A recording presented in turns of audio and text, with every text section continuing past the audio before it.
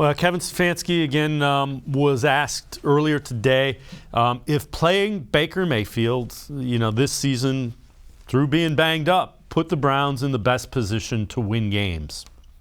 I think it's a fair question. I think postseason we can really look at the season-long performance and have those type of discussions. But like I said earlier, just each week trying to make the right decision for the team, for the player, for the players, plural, based on the information we had available to us. And that's been the consistent answer and message. But again, to your point, they don't seem to be enamored with one another at this point.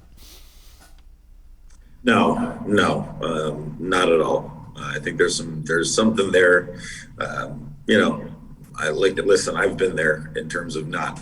You can have respect for your coach. I think Baker Mayfield respects Kevin Stefanski and not want anything to do with his offense, not want anything to do with playing in his offense. And I think that's kind of where they're at. So, and Kevin Stefanski can have, every desire to not want Baker Mayfield to be his quarterback. So it's tough. It's a tough situation. I don't know how it devolved to this, but just some of the shots that Kevin Stefanski was taking today, some of the shots that Baker Mayfield took yesterday, it seems like it's not a good space. And I don't foresee either one of them reaching out the olive branch and saying, hey, we can make this work. I don't see that happening. So,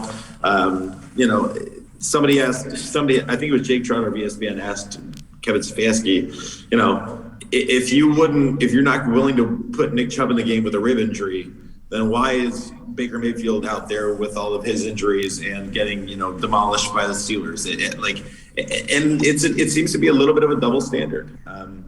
It seems to be a little bit of a double standard. So, like I said earlier, it's not Baker's job to want to sit. It's his job to be ready to play, to be in a position to where he feels he can help the team. And it's the team's job to say, okay, Baker, this injury, we get it. We get that you're not feeling well. So let's just take it a week at a time and let's see how that range of motion is and move on from there. Yeah, and maybe that's what it's been. I haven't been able to put my finger on it, and I had said yesterday, something just seemed a little off pretty much all year, from about week 6 or 7 on with the team, and maybe that's what it is. I don't have the insight. It just something wasn't quite right from about week 6 or 7 on.